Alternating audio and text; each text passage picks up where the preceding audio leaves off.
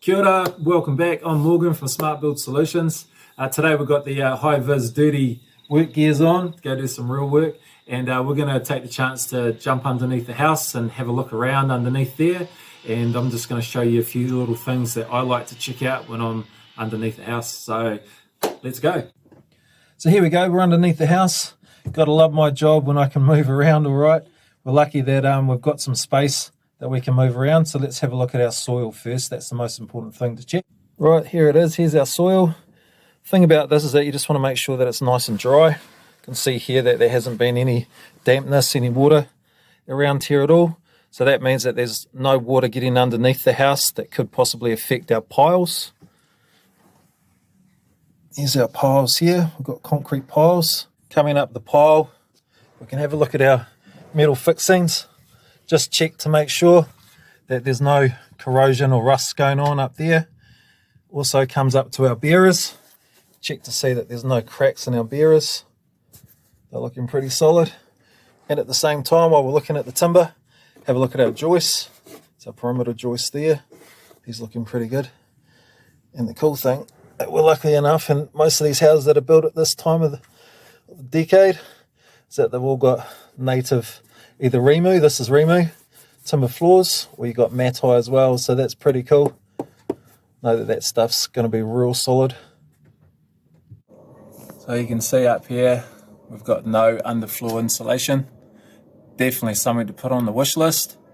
But if you do have an underfloor insulation, just make sure that it's nice and tight, it's not sagging, falling down, or missing or dropped onto the ground.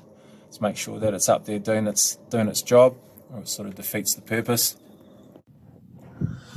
Okay, so another thing that can lead to dampness or water underneath the house are your pipes. So up here we've got our waste pipe from our shower. So just checking to make sure that he's supported nicely. You can see he's got this strap here that's supported, and that looks pretty solid.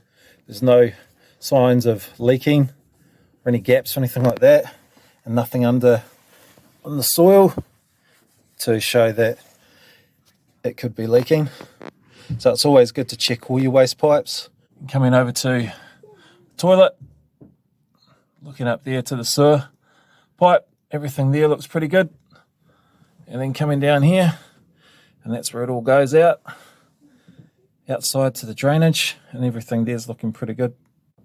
Moving along, now we're coming to the concrete foundation where the garage starts, and sort of just, if you've got any concrete foundations underneath your house and you can get to it, the basic things just to check out for is just to make sure that there's no cracks, nothing's eroding, everything here looks pretty solid, all the timber that's sitting on top of it.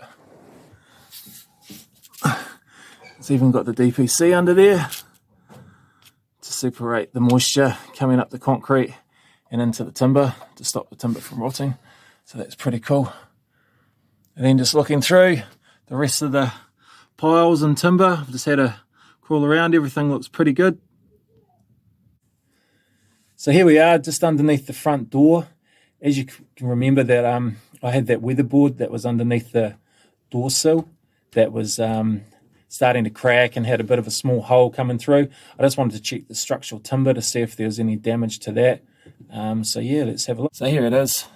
Straight away I can see that there's some water staining just underneath the floorboards there, and it's sort of showing on the joist a little bit as well. If I touch it though, still pretty solid. There's nothing that's obvious where it's starting to flake away or anything like that, or it's real soft or spongy. So definitely a job that I want to get onto before winter, make up that flashing. So the last thing that we want to check is our ventilation holes.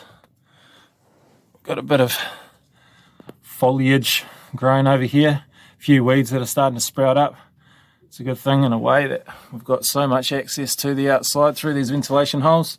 There's quite a lot of light under here. We can see that it's definitely a bit of big growth down the back there that we'll have to get into and pull out. Keep it clear. So while we're out and about today, I thought, why not have a look into our roof space and see what's going on up there. So come up with me, we'll get into the manhole here and head on up.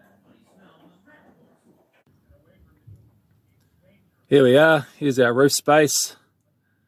A couple of things, just real basic things to check out while we're up here is make sure that all our insulation looks like it's in its right place, hasn't been moved around,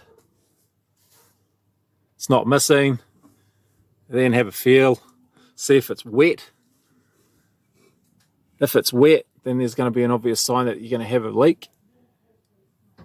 And by checking for leaking and that sort of thing, we can have a look at our timber and see if we can see any water stains, but like underneath the house. And then having a look up and having a look and seeing if there's any obvious holes in our roof or in our flashings. Up here I've just noticed that there's a bit of daylight coming through.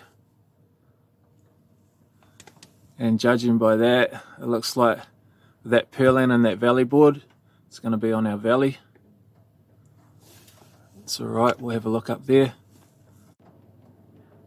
Another thing to check is what sort of systems do you have up here in the house.